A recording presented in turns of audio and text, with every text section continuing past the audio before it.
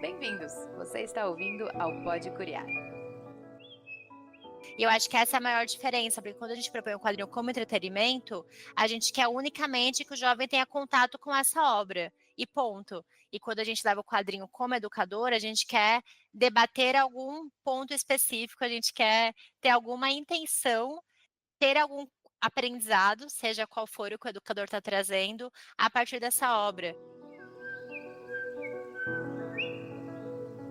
No episódio de hoje sobre histórias em quadrinhos na educação, a gente recebeu as educadoras totalmente premiadas Natália Sierpinski, autora das HQs Afeto e Panorama, e Juliana de Oliveira Silva, autora do projeto Informática de Cria. A gente falou sobre as histórias em quadrinho como recurso pedagógico e não só como entretenimento, e como ela é uma forma importante de comunicação que ajuda os estudantes a passarem a sua visão de mundo, seja produzindo uma história ou analisando uma HQ existente.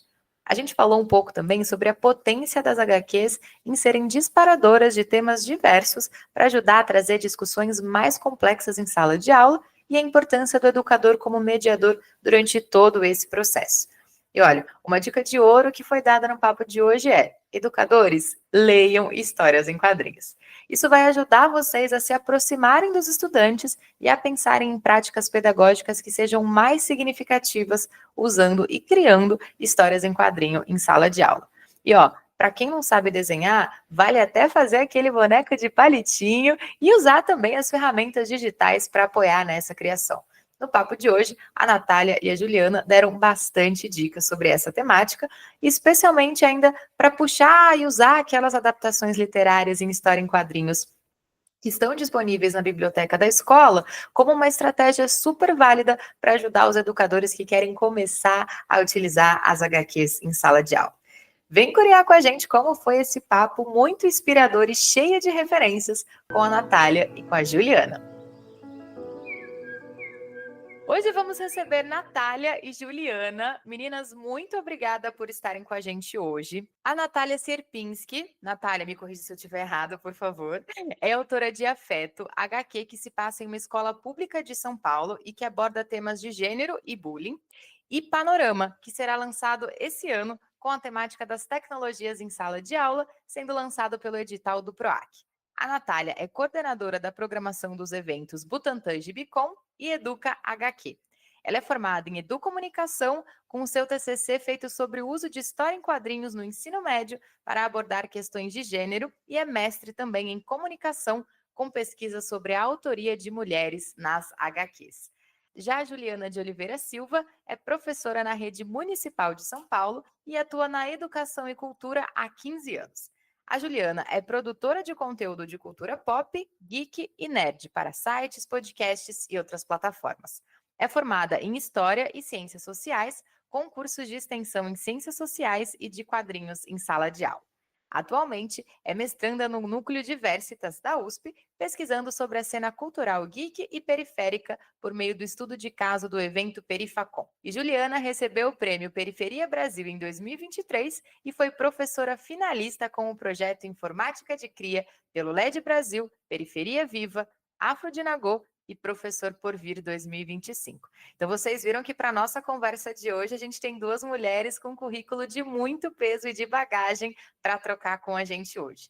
Natália, Juliana, sejam muito bem-vindas ao Pode Curiar. A gente estava muito animada para trazer essa temática das histórias em quadrinhos aqui para os nossos professores.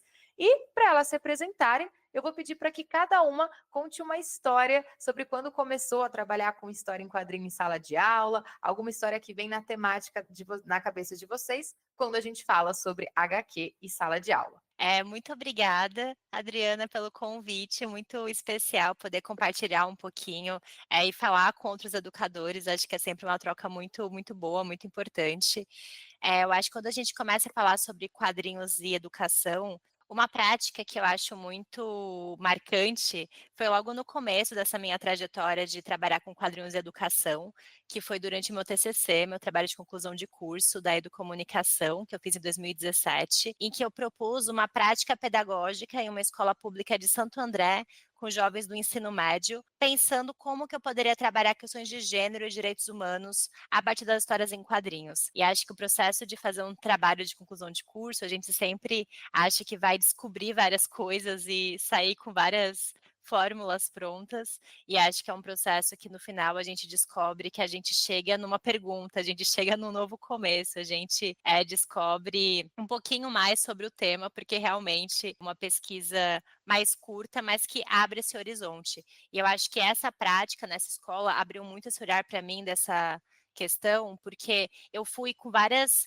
pensamentos de como trabalhar com quadrinhos com jovens e levei uma proposta de fazer uma oficina curta, então era mais ou menos 1 hora, em que eu falei sobre quadrinhos feministas, em que eu falei sobre a mulher nos quadrinhos, em que eu mostrei questões de enquadramento, em que a gente debateu questões de direitos humanos, questões de representação da mulher nos quadrinhos, e depois os jovens tiveram um momento em que eles puderam fazer o próprio quadrinho, que tinha uma página, então um quadrinho super curto, em uma folha apenas, em que tinha apenas a orientação que tinha que ter um herói ou uma heroína, um super-herói ou uma super-heroína no quadrinho, ou os dois, em que fosse uma história que se passasse no ambiente escolar, que fosse uma história que acontecesse na escola.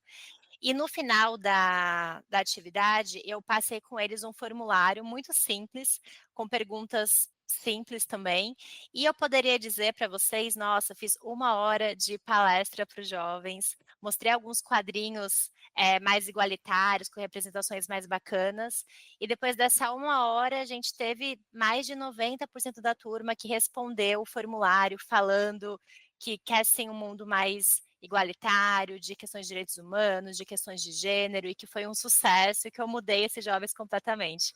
Então, se eu tivesse feito algo mais tradicional, né, se eu me baseasse apenas nessa singela pesquisa, eu sairia com essa visão também mais simplista de, nossa, em 1 hora de palestra mudei tudo. Mas eu saí com o quadrinho dos jovens. E aí eu fiquei muito tempo, a maior parte, na verdade, da minha pesquisa foi este momento, analisando o quadrinho que os jovens fizeram. E aí foi muito interessante, porque com o quadrinho dos jovens, deu para perceber que a maior parte dos personagens das heroínas da história eram mulheres, muito também influenciados pelas referências que eu levei, mas que na maior parte das histórias o poder da narrativa, o poder simbólico da narrativa, estava no personagem masculino.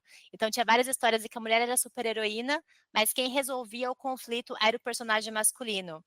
Várias histórias em que a mulher era a heroína que realmente resolvia o conflito, na maior parte das vezes, a mulher resolvia o conflito pelo diálogo, enquanto o herói masculino resolvia o conflito pela violência. Quando a gente via casos de violência, de soco, de poder, porque eram histórias de herói, a gente viu que 6 vezes mais aparecia violências contra personagens femininas do que contra personagens masculinos. Então apareceu uma série de questões que mostrou essa potência dos quadrinhos. E eu acho que esse que foi meu encantamento, assim, que eu também saí da pesquisa com muito mais perguntas do que respostas, mas muito motivada com esse tema. Porque era uma turma que eu não conhecia, é uma escola que eu nunca tinha ido. Se eu fosse fazer com eles uma roda de conversa para falar sobre questões de gênero, questões de direitos humanos, questões das mulheres, eu ia precisar de meses e meses para os jovens se abrirem e mostrarem para mim e comentarem alguns pontos. Só que a história em quadrinhos, ela é uma linguagem que permite que você compartilhe a sua visão de mundo. O que você coloca, o que você omite no quadrinho diz muito, como você representa, o que você representa diz muito. É uma forma de comunicação que entrega muito, né, da sua visão de mundo, e que eu acho que isso é fantástico, porque você consegue entender um pouco mais como que esse jovem pensa sobre determinado tema, e o final do meu TCC foi isso, realmente, o quanto que mostrou que os quadrinhos permitiram ter um material que dava para levar debates para a escola, para trabalhar com eles por meses e meses, a partir de pontos que eles trouxeram, de debates que eles levantaram.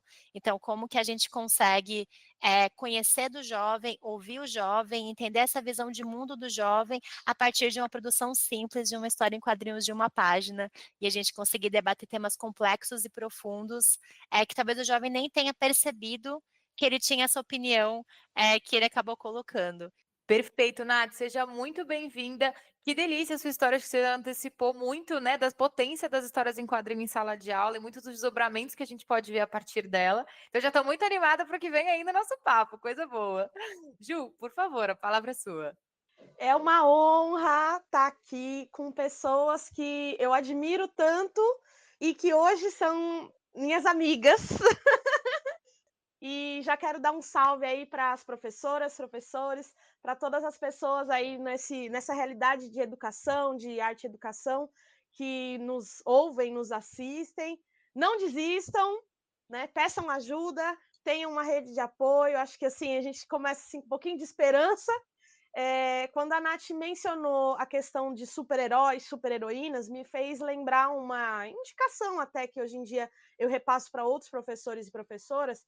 Eu sou professora de História na prefeitura, mas já lecionei Sociologia, estive na sala de Informática, né, justamente aí trabalhando a cultura geek, todas as suas referências junto às tecnologias nesses últimos 3 anos.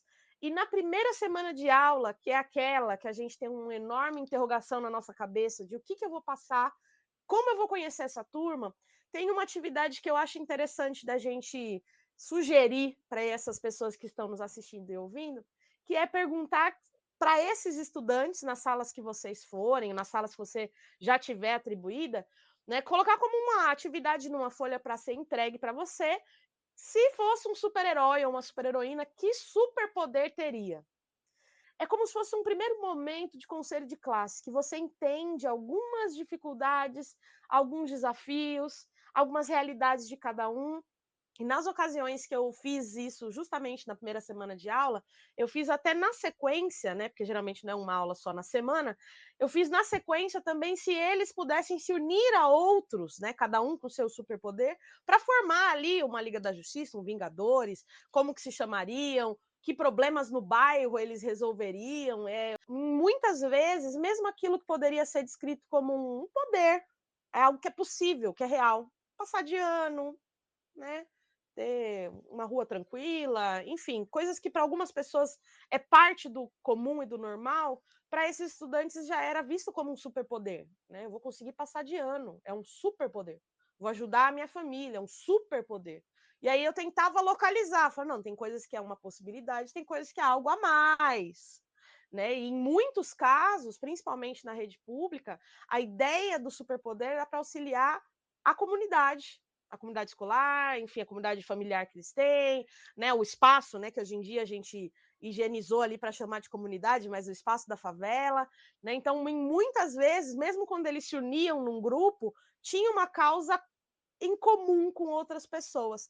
A minha primeira experiência com quadrinhos em sala de aula, ela aconteceu com o 9º ano, na primeira escola que eu dei aula aqui no Jardim São Luís, e foi sobre um conteúdo de Revolução de 32, que é uma ideia meio assim, porque estavam ali no governo Vargas, que é populista, mas ao mesmo tempo, né, a gente estava contra os nazistas na guerra, mas tinha um governo totalitário no Brasil. Estou dando uma resumidona, que eu sei que, né, são várias disciplinas aí e vários segmentos que nos assistem, né, nos ouvem, enfim, e que esse quadrinho trazia um enfoque para alguns homens negros e algumas pessoas negras que participaram desse embate, né? Enfim, né? A gente usa o termo, né? Foi bucha de canhão, né? Então, a ideia de que na Guerra do Paraguai, na Evolução de 32, né? Nessa ideia de que o Brasil está em guerra, quem que vai à frente? Quem, infelizmente, é o primeiro a morrer?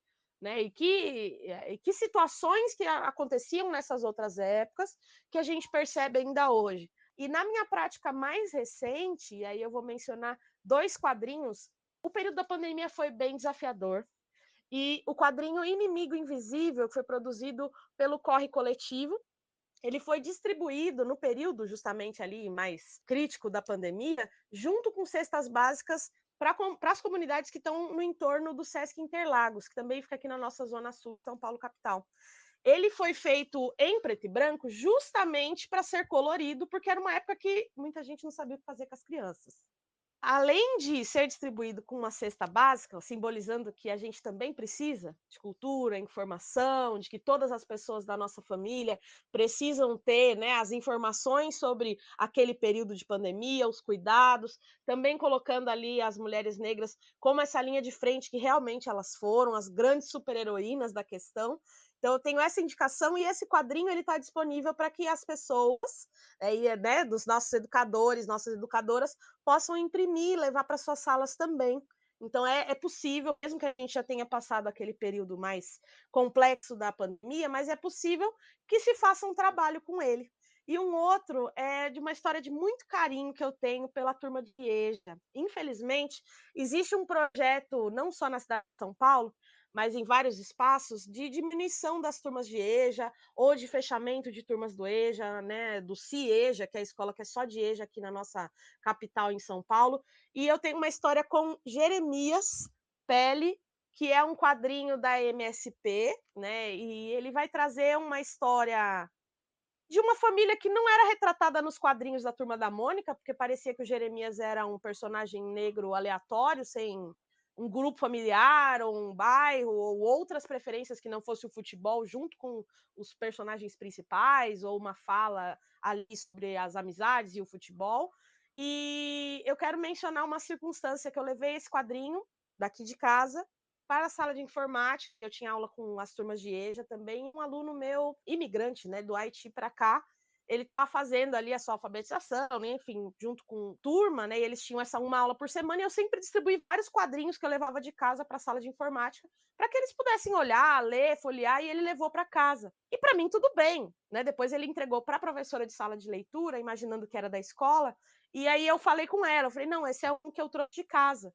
Mas ele deu algum retorno? Falou para você sobre alguma coisa que ele gostou? E assim, a gente ainda não teve esse retorno, mas eu imagino que essa identificação com as situações que a família do Jeremias viveu, ele possa também ter, né, pegado essas referências. Infelizmente, tem algumas referências que doem bastante na gente. E que para uma outra pessoa com uma outra experiência de vida, ela pode ter achado que, tudo bem, no ônibus ele está sentado sozinho, então que bom, ele tem mais espaço. Só que para a gente, aí eu me incluo, é muito esquisito quando todo mundo prefere ficar assim em pé do que sentado do seu lado, seja por qualquer situação.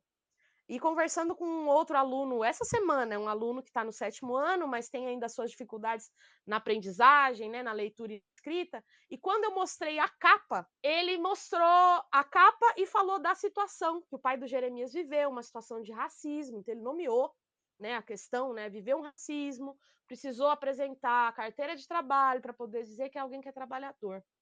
Então, assim, acaba sendo, né, uma situação triste, ruim, desafiadora, mas que sempre eles vão colocar também outros pontos de vista, né, de outras pessoas. E até mesmo a possibilidade de que essas pessoas negras, periféricas, ou que têm, né, as suas origens aí mais humildes e pobres, elas podem alcançar outros espaços profissionalmente e retratar, inclusive, coisas da sua infância, coisas que aconteceram ali e as suas vitórias.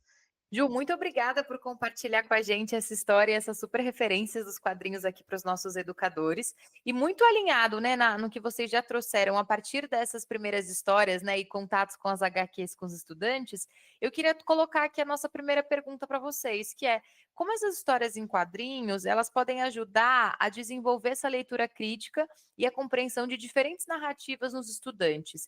E como essa experiência com essa leitura crítica a partir das HQs pode impactar na aprendizagem deles? Vou trazer uma experiência também, né, levando para a prática, de um curso que eu dei na Zona Sul, na Vila Missionária de São Paulo, com jovens que eram de um projeto social. Então, vou trazer também referências um pouco mais transdisciplinares, que eram jovens que tinham entre 6 a 14 anos. E foi um projeto que eu fiz com também apoio de um psicólogo do projeto, que também estava sempre com a gente, que tinha muito essa proposta de falar sobre o projeto de vida e debater temas de depressão e ansiedade com os jovens. E tendo uma questão tão diversa, né, de idade dos jovens, e entendendo também um pouco o perfil, eu optei por levar quadrinhos da Turma da Mônica, que eu acho que essa também é uma primeira dica que eu dou também para os educadores, que é entender qual é o tipo de quadrinho que o jovem está tendo contato. Tem turmas e idades que gostam muito de super-herói, tem turmas que é da Turma da Mônica, tem turmas que gostam muito de mangá, e eu acho que quando a gente consegue se conectar com esse repertório do jovem, que é muito essa referência ao Paulo Freire, né, que todos conhecemos muito bem, a gente acaba tendo uma outra abertura quando chega na sala de aula. E aí, como essa turma, eu levei a Turma da Mônica, mas uma Turma da Mônica diferente, que eu também deixo essa grande indicação para os educadores que ainda não conhecem, que é a Turma da Mônica das gráficas MSP, que a Ju comentou também do Jeremias. A MSP, que é essa Maurício de Souza Produções, são quadrinhos feitos por artistas brasileiros, mas que fazem releitura do personagem da Turma da Mônica. Então, a gente tem a Mônica, tem o Cebolinha, tem o Jeremias, tem a Magali, tem o Cascão, tem todos os personagens que a gente já conhece, só que feitos por outros artistas que dão um tom um pouco mais infanto-juvenil, um pouco mais jovem adulto.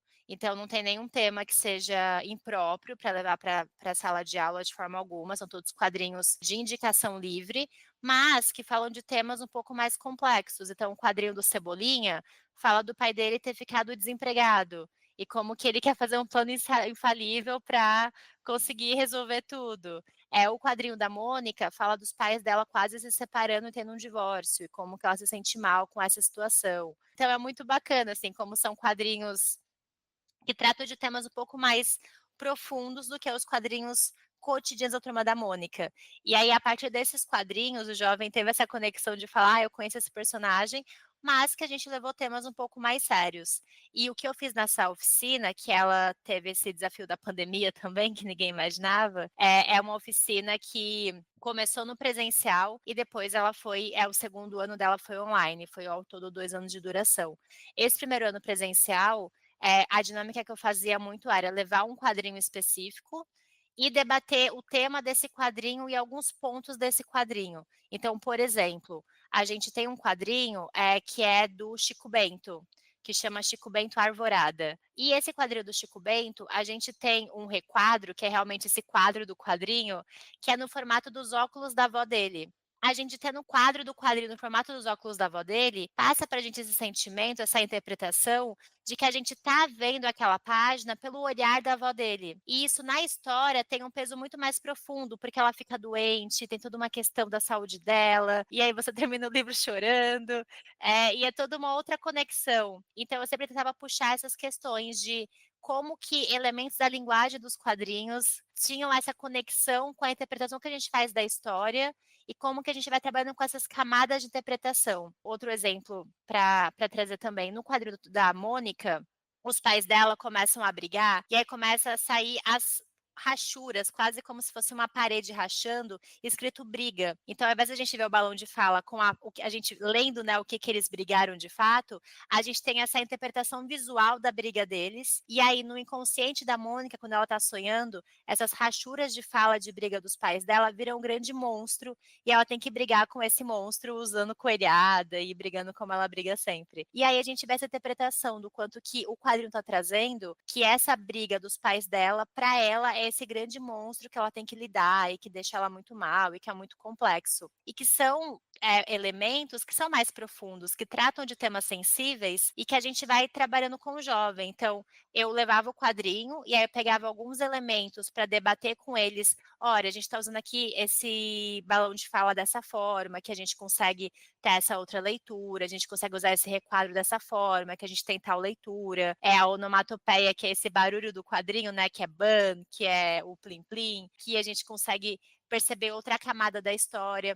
E aí eu jogava para os jovens, que eu sempre também fiz oficinas muito práticas, de agora vocês vão fazer uma história com o tema tal, e aí dependia do tema de acordo com o momento que a gente estava do curso. Então, tinha momento que o tema era para pensar de futuro, que a gente abordava muito o tema de projeto de vida, tinha temas que era para pensar na amizade dos jovens, de como que ele está construindo esse relacionamento, ou para pensar na família. Então, era muito envolto dos jovens estarem, de fato, trabalhando esses temas, e para ele usar esse elemento. Então, o Chico Bento usou o óculos da avó para representar é isso que ele queria passar de como que ele tá vendo o mundo pelos olhos da avó dele nesse momento que ela tá doente. E você, que requadro diferente que você colocaria na sua história para contar uma situação difícil que você passou, por exemplo? E aí chegava inimagináveis coisas. E aí depois a gente sempre tinha esse momento de sentar em roda e todo mundo contar do seu quadrinho e contar como que fez o quadrinho, o que quis contar do quadrinho, e a gente poder comentar do quadrinho um do outro. Então,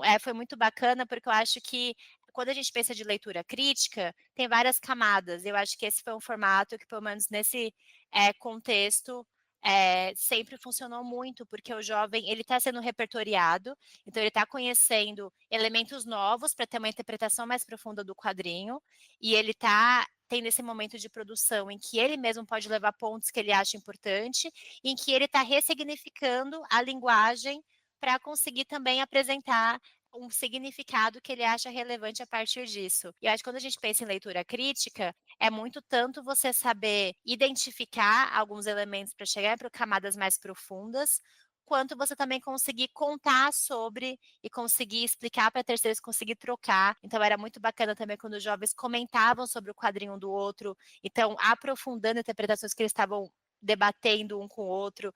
Então acho que era uma dinâmica que trazia muito essa criticidade de você entender como está contando, que é um pouquinho que eu falei no começo, né, que no quadrinho que você coloca, o que você omite, tem um significado muito profundo. E aí um jovem de 7 anos, ele entender o peso de você colocar ou de você não colocar uma informação na história, é trabalhar esse pensamento crítico, né? É você entender que tudo que a gente tem na mídia de jornalismo, de podcast, de televisão, de publicidade, tudo uma edição, tudo são escolhas do que a gente quer representar, do que a gente não quer representar, que é muito essa análise crítica da mídia também, que a Educomunicação muito bem traz, e que eu acho que os quadrinhos são muito potentes para trabalhar essa leitura crítica para vários temas, de várias formas, e o jovem se apropriando disso. Que demais, Nath. Muito obrigada por trazer esse super panorama, contar essas experiências. Acho que isso é sensacional. E para mostrar, né, como a partir das HQs a gente consegue desenvolver todo esse processo de leitura crítica nos estudantes também. Ju, quer complementar algum ponto aqui nessa resposta?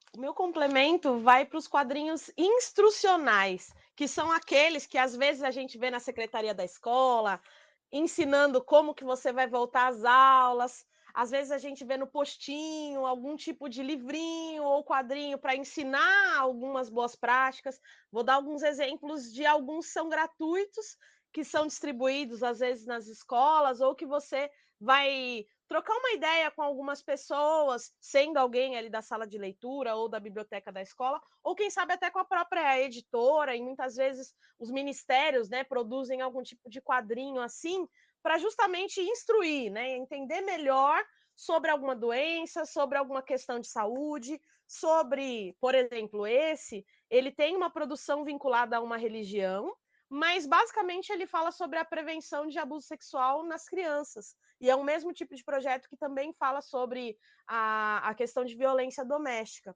E desses daqui que falam sobre segurança na internet, é totalmente possível de conversar com a SaferNet, com o CGI, NIC-BR, para que eles levem esse material rico e maravilhoso para o seu ambiente de escola, ou quem sabe aí de arte e educação. Então eu super indico que vocês utilizem desses quadrinhos que às vezes estão lá pegando poeira, seja na recepção, na secretaria da escola, na recepção ali do postinho, que são esses quadrinhos que depois vão gerar aí esse pensamento crítico para você entender de um jeito mais prático aquilo que precisa ser feito, aquilo que pode ser feito.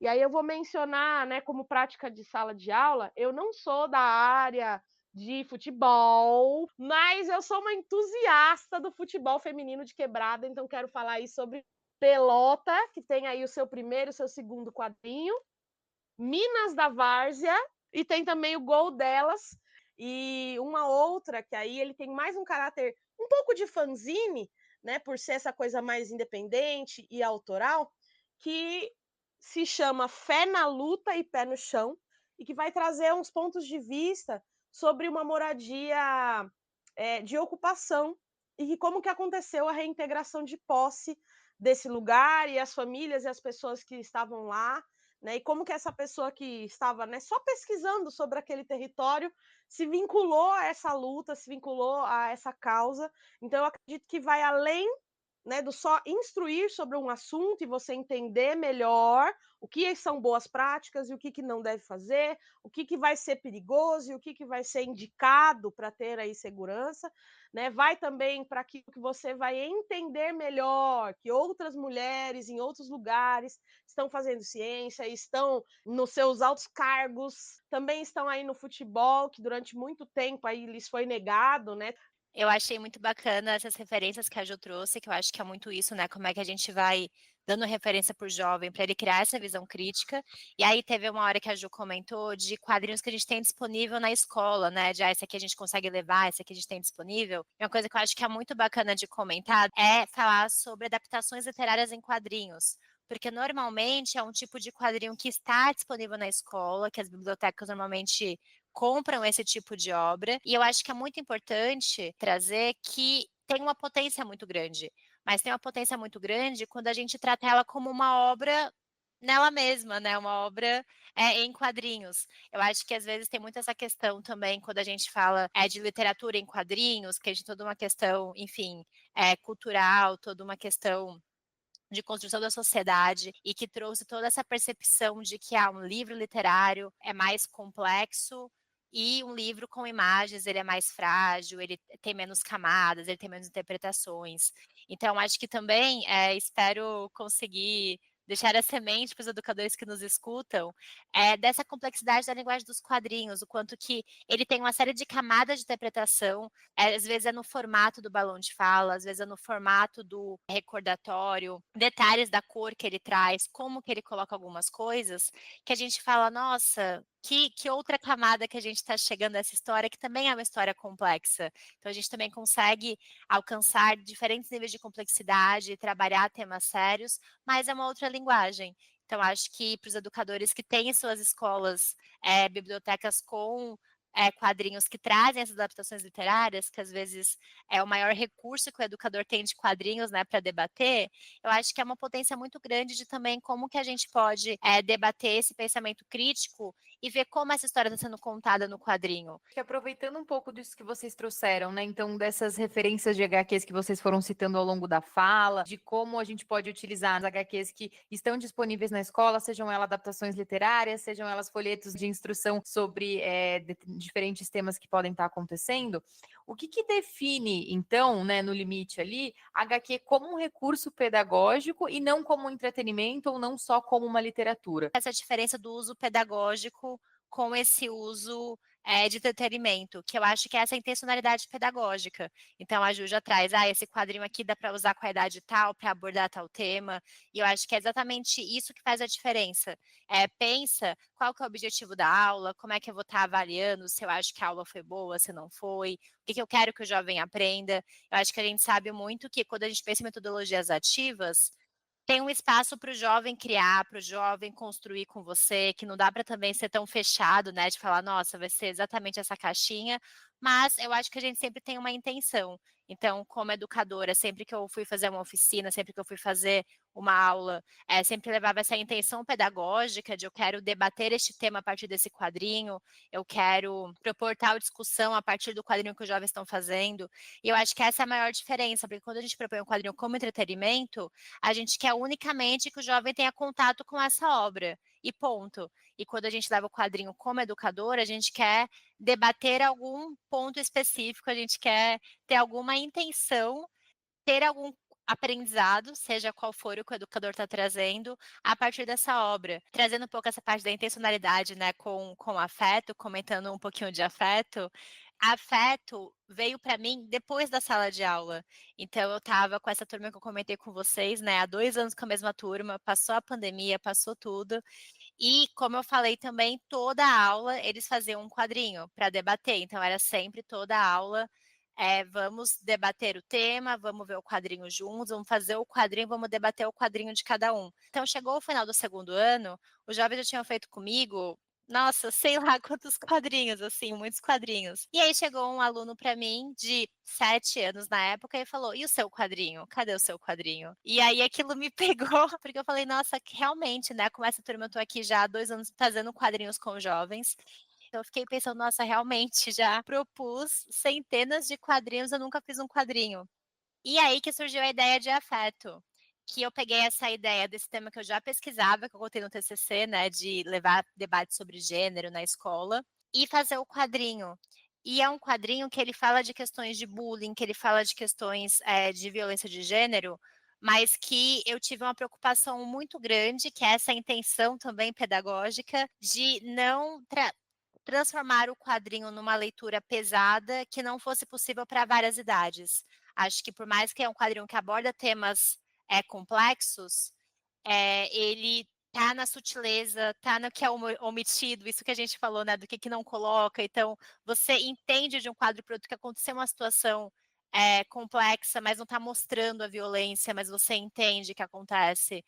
Então é um quadrinho que ele ganhou o troféu Angelo Agostini como melhor publicação infantil, mesmo tratando de temas mais complexos, de temas mais delicados. E eu acho que é um quadrinho que eu falo que é para todo o perfil, para todo o público, para todas as idades, mas que para mim, quando eu sei que tem educadores lendo e usando afeto na sala de aula, eu fico muito contente, porque o quadrinho que se passa totalmente numa escola, 100% do cenário do quadrinho é em uma escola pública de São Paulo e que fala de temas do cotidiano escolar. E eu falo muito que, quando a gente fala dessa intenção pedagógica dos quadrinhos, que eu acho que a gente tem 3 principais formas de trabalhar os quadrinhos em sala de aula com essa intenção. Eu acho que tem, a parte da produção dos jovens, que eu já comentei bastante, né, do jovem produzir e trazer temas na produção, e a gente conseguir debater a partir dessa produção dos jovens. Tem essa contranarrativa, que é você ter o exemplo do que você acha que não é legal, então é pegar um quadrinho de super-herói que mostra o enquadramento da bunda da personagem sem nenhum motivo e falar: "Olha aqui, temos uma representação que não é bacana, né, que não está sendo, uma representação que está trazendo estereótipos de gênero, que não está, sendo bacana por isso ou por aquilo". Então a gente tem também esses contra-exemplos, né, de como que a gente não só nos quadrinhos, mas em várias mídias, consegue trazer narrativas e criticar essas narrativas de forma muito, assertiva mesmo, né, de contar o porquê que essa narrativa, tem questões que a gente tem que olhar dessa forma mais crítica, dessa forma mais complexa. E tem o exemplo, e eu acho que afeto tá muito nesse lugar, assim, da gente ter quadrinhos em que a gente pode falar: "Nossa, olha esse tema complexo, e olha como essa história aborda esse tema, e o que que a gente consegue aprender, o que que a gente consegue debater com isso". Eu acho que afeto tá nesse lugar, assim, de ser um quadrinho que traz temas que eu acho que tem esse potencial pra gente trazer discussões. E acho que de tudo que eu trouxe, de tudo que a Ju tá trazendo também, eu acho que fica muito forte como que o quadrinho, ele abre caminhos e não fecha, o quanto que ele abre discussões. E eu acho que é muito potente para educadores que têm essa proposta mesmo de trazer reflexões para o jovem e ser esse mediador.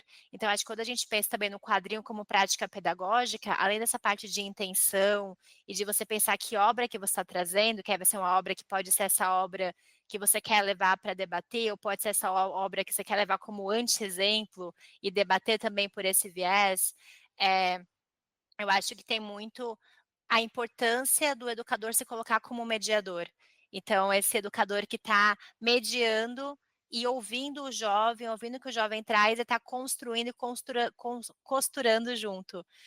Porque aparece muita coisa e cada jovem tem uma interpretação. Eu acho que o educador ele está nessa postura de mediador, contribui muito para realmente as questões que são levantadas, que são tantas, conseguir aproveitar da melhor forma possível. Assim, acho que é muito difícil falar: "Vamos trabalhar com quadrinhos, e eu quero chegar em uma única resposta, quero chegar em um único ponto, e quero terminar aqui e saturamos o tema", assim. Acho que é muito mais essa abertura de caminhos mesmo.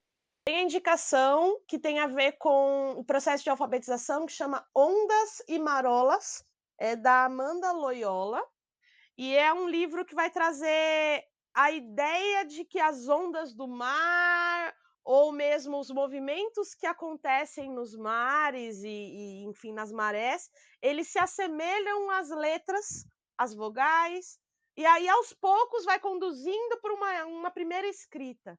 Então, para quem está aí nesse processo de alfabetização, eu gostei muito, né, e aí coloco como uma sugestão, ou até mesmo, né, se você não tiver acesso à compra desse livro, adquirir o livro, que você pense nessa relação para desenvolver esse trabalho, né, de alfabetização com os alunos, para mais para frente, né, já tendo um pouco dessa coordenação, né, da motora, né, grossa, fina, enfim, né, de todos esses processos. E tem alguns outros quadrinhos que eles vão trazer a realidade de sala de aula, convivência entre esses estudantes, né, as crianças, os adolescentes, os adultos, esses professores. Vou falar sobre Super Pic, que é do Narciso Pereira, que é um quadrinho que vai ter um estilo mangá, que vai falar justamente sobre esses desafios da sala de aula. Vida de Inspetor de Alunos, que é do Lexi Soares, e a gente se diverte muito. Eu acho que esse eu indico para outros adultos professores, outros tios e tias, que a gente chama com muito carinho, que, enfim, a gente acaba se divertindo, dando risada, mas é sério, né, gente? Não deve ser fácil. Biribinhas, que é um quadrinho que foi produzido por um grupo de pessoas, aí um coletivo, e que foi inclusive finalista de melhor publicação infantil em 2022 do HQ Mix. Então, ele vai trazer um grupo de estudantes e os seus grandes desafios contra o senhor Porcão, e quem que é esse, e já que é produzido por um grupo de pessoas que estão na zona leste de São Paulo, será que isso tem a ver com a realidade dessas crianças? E aí, desse mesmo grupo, né, esse mesmo coletivo, também, né, o Prateleira de Quadrinhos tem Chablau 3, que também traz essa realidade das crianças e adolescentes que circulavam, né, nas apresentações que se faziam com essa Kombi cheia de quadrinhos. Vou falar também sobre um outro quadrinho do Guilherme de Souza, Trabalho de História, que é um grupo de adolescentes que tem um trabalho de história para fazer, e que nisso eles se envolvem em uma aventura incrível com alguns personagens de quem eles tinham que fazer a sua pesquisa. E se o trabalho e essa pesquisa, infelizmente, é rasgado, será que toda a pesquisa e todas as aventuras que eles viveram é deixado de lado? Um outro que também fala sobre história é Fessora, da Aline Lemos. E como professora de história, eu me identifiquei muito com uma situação que tem no quadrinho, que ela fala sobre a bolsa dela, de que os alunos abriram a bolsa e viram coisas que tem, que às vezes eles têm essa curiosidade, e ela autorizou, justamente para mencionar o quanto a nossa bolsa fala sobre a nossa identidade e quantas coisas que tem ali são documentos históricos. Então, o tal do sexto ano, que todo mundo fala que é um caos na Terra, começou até a dar uma segurada na emoção, porque eles estavam curiosos.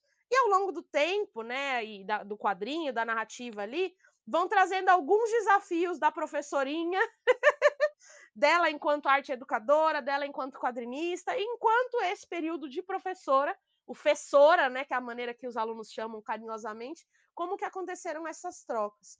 E eu deixei por último, mas que não é menos importante, porque para mim é o mais carinhoso, Afeto, que foi feito pela Natália Sierpins, que é a nossa convidada especial, e ilustrado pela Vivi Melancia. Então, é um quadrinho repleto de referências escolares, a grandiosa e maravilhosa festa junina de escola, que eu acho incrível, a melhor festa de todas, mais trabalhosa também, mas maravilhosa, com os melhores lanches, e toda uma narrativa que vai trazer a ideia de uma professora, de uma aluna, de como estão acontecendo algumas dificuldades que essa criança passa, essa adolescente passa, e como a adulta, que também já foi estudante, ela interpreta, ela escuta, ela acolhe, ela dá afeto, ela se sente afetada por essa narrativa. E eu admito que quando eu li, eu chorei no ônibus, chorei no metrô, li de novo, levei para os alunos folhearem, indico para outros professores, vale muito a pena ter esse quadrinho, e ele tem sim uma reviravolta no final, para você descobrir quem é essa estudante, quem é essa professora, quem é essa diretora, e eu me vi em algumas dessas páginas, não só como a professora que acolhe, porque se vê no lugar desse estudante, que também tem os seus momentos, né, vulneráveis, e quem que vai ouvir, quem que vai abraçar, quem que vai auxiliar, quem vai celebrar junto, e quem vai também fazer as bandeirinhas de festa junina, porque é isso, entendeu? Nós estamos juntos, para poder fazer a festa acontecer.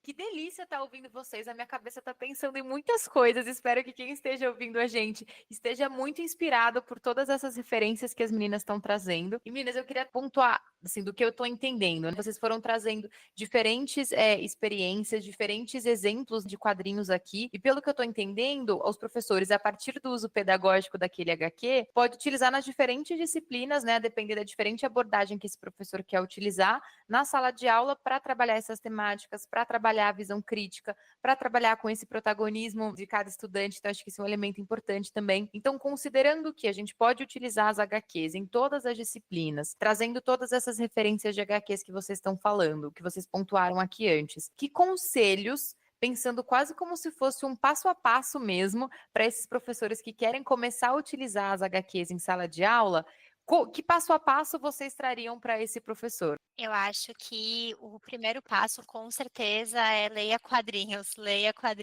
muito quadrinho. Eu acho que a gente tem também uma cena de quadrinho independente no Brasil muito potente. Então, além, né, dos mainstream que a gente conhece de super-heróis, de Turma da Mônica, de mangás, a gente tem muitos artistas brasileiros produzindo quadrinhos. Eu acho que a internet também está sendo um caminho que cada vez mais difícil com o algoritmo, né? A gente está cada vez recebendo menos do que recebia antes, mas eu acho que também é uma forma de você conseguir ter um contato com autores. Então, o próprio Alexis Soares, que fez a vida de inspetor, né, que ele conta como que é ser inspetor, ele tem muitas tiras dele no Instagram. Então, acho que ler quadrinhos, entender que autores que vocês acham interessante, muitos autores publicam coisas no Instagram que você consegue consumir, consegue ter tiras para, enfim, também usar de forma pedagógica, sem necessariamente eu ter que sair comprando os livros. Então, a gente tem muito conteúdo gratuito. A gente tem também o tapas.com, que é um site, também tem muito quadrinho gratuito para estar lendo, então é um espaço muito bacana. Então, acho que, primeiramente, ler quadrinhos. Eu acho que as próprias bibliotecas públicas também, a gente sempre tem um acervo, que sempre tem gráfico MSP, sempre tem vários quadrinhos também que estão aparecendo nas bibliotecas, que eu sempre, que vou em biblioteca, sempre dou uma passada, porque eu acho que quando o educador ele tem repertório, ele consegue também fomentar essa visão crítica nele, para ele conseguir pensar nas aulas que ele quer fazer. Então, quando a gente fala dessa intenção pedagógica, né, nossa, eu quero abordar esse tema, vou trabalhar dessa maneira, eu acho que ele tem que estar apropriado da linguagem, tem que estar apropriado da leitura mesmo, para ele conseguir debater, assim. Então, acho que todos os educadores que têm muita vontade de trabalhar com quadrinho em sala de aula, eu acho que o primeiro ponto é ler os quadrinhos e entender que não tem que ser um depara direto.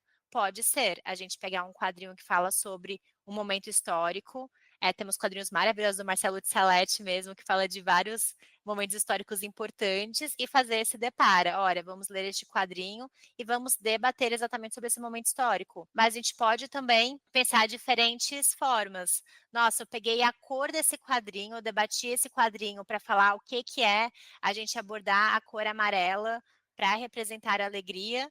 E aí eu vou debater sobre o projeto de vida para falar o que é alegria na vida desse jovem, como que ele vai trazer o amarelo para a vida dele, por exemplo. E aí sim pensar essa intenção pedagógica. E aí, se nessa intenção pedagógica que vocês estão pensando tiver um momento de produção dos jovens, aí eu tenho duas dicas. Uma dica é que é muito comum os jovens falarem, não sei desenhar, e tá tudo bem, porque eu sempre trabalhei os quadrinhos, e aí também, né, muito do lado de escritora, roteirista, além de educadora, fui para esse lado de roteirista de quadrinhos, né, então também não desenho, tá tudo bem, mas muito do que eu trouxe hoje é pensando realmente essa construção da história, essa análise narrativa, que é um caminho possível também. Então, educadores que não desenham, que estão me ouvindo, acho que a gente sempre desenha de algum nível. E acho que está tudo bem você fazer um quadrinho de palitinho e trazer para os jovens que é possível fazer um quadrinho de palitinho, de bonequinhos, e trabalhar a linguagem, trabalhar a intenção. Então, tudo que eu comentei com vocês de oficinas, de processos que eles trouxeram e debateram, a gente conseguiu debater temas muito bacanas e chegar no nível de profundidade desses temas muito importante com um quadrinho de palitinho, porque é muito mais essa questão de como você constrói a história e como é que você usa a linguagem, do que você fazer um desenho gráfico fantástico. Claro que para projetos em que for possível, né, fazer um desenho bacana, claro que influencia, mas é possível você trabalhar essa linguagem de outras formas também, sem ter um super desenho. Então acho que os educadores também não verem que o desenho é uma barreira. E a outra dica que eu dou é muito comum, às vezes, educadores quererem fazer quadrinhos online. O que eu acho que mais funcionou para mim foi o Canva. O Canva, ele tem muita, possibilidade gratuita, sem você ter que pagar nada. Normalmente ele abre no navegador, sem você ter que baixar o aplicativo, dá para baixar o aplicativo, mas dá para usar também o página, sem ter que baixar nada.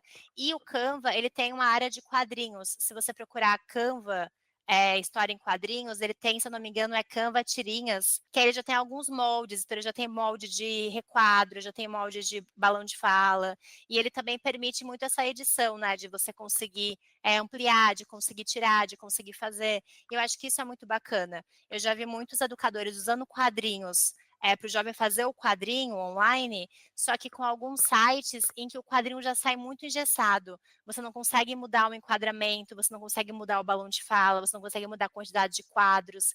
Então, tudo isso que a gente traz também que o jovem vai conseguir estar criando e estar propondo, permite uma flexibilidade também. E aí, do que eu trabalhei até agora, eu acho que o Canva é o recurso mais acessível. Olha, as minhas indicações, elas também são alguns livros e formações, então eu complemento do que a Natália falou. O Fábio Paiva tem um livro, né, chamado Histórias em Quadrinhos na Educação. Então tem algumas práticas dele, tem alguns quadrinhos sendo utilizados, tem a parte de pesquisa sobre isso, e 2 livros, né, então tem a parte um, parte 2, Histórias em Quadrinhos e Práticas Educacionais. Os gibis estão na escola, e agora? Então tem essa parte um e também parte 2, Histórias em Quadrinhos e Práticas Educativas, o trabalho com universos ficcionais e fanzines. Eu encontrei naquelas lojas que os livros todos, cada um é 10. Então, para mim, foi um achado que, de repente, as pessoas que estão aí nos acompanhando podem procurar aí, né, de repente, pela internet ou aí em alguma, né, livraria, biblioteca próxima, e eles têm um material muito rico, justamente nessa parte, né, de uma formação ou de que a gente vai diminuir essa barreira, né, do não sei fazer, não sei como eu faria na sala, qual idade, qual disciplina, enfim. E existe uma formação que aí eu inclusive indico e recomendo, que é da Fundação Demócrito Rocha, que é justamente sobre quadrinhos na sala de aula. As aulas, elas são muito práticas e objetivas, o material, né, que também é desenvolvido, ele é feito por pessoas que são profissionais da área e que já trabalham com essa etapa, né, de quadrinhos e educação há muito mais tempo. Então reúne aí algumas dicas que a gente falou, com outras dessas aí que você vai buscar, vai procurar, né? O lance de você falar, pô, eu só sei desenhar bonequinho de palitinho e é com eles mesmo que eu vou. Ele traz para o aluno essa mesma ideia de que ele vai tentar, de que ele vai também errar, e isso faz parte do processo. O que eu percebo nas salas de aula, e isso com idades das mais diferentes, é essa preocupação, né, no que eu vou fazer, que eu vou errar, ou naquilo que eu vou fazer e que não vai estar tão perfeito assim. E às vezes a gente, como professor, também se pega nisso. Fala, pô, eu não vou começar porque vai que eu começo e depois não dá certo. Vai que eu começo e eu me envolvo demais. Então, esse simplesmente comece, né, que às vezes a gente indica como se fosse assim, um grande guru da sabedoria, eu aplicaria, inclusive acrescentaria a essa coisa do tudo bem de ser só o boneco de palitinho, tudo bem de você tentar e depois, assim, né, ver que tem muitas outras coisas, né, até um aprendizado terapêutico, né, que a gente ouve assim, ah, eu não dou conta, mas às vezes não dar conta e admitir isso é dar conta.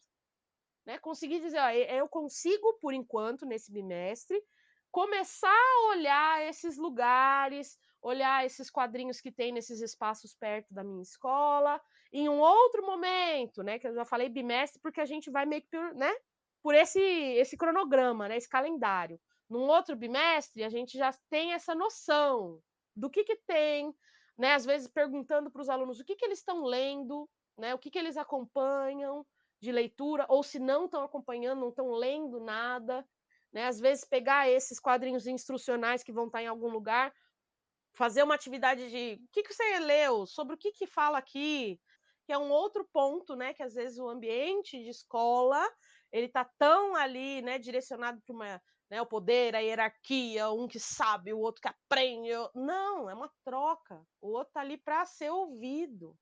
E às vezes quando a gente diminui um pouquinho essa barreira, né, da escuta, a gente vai se permitir conhecer esse universo dos quadrinhos pela ótica dos alunos.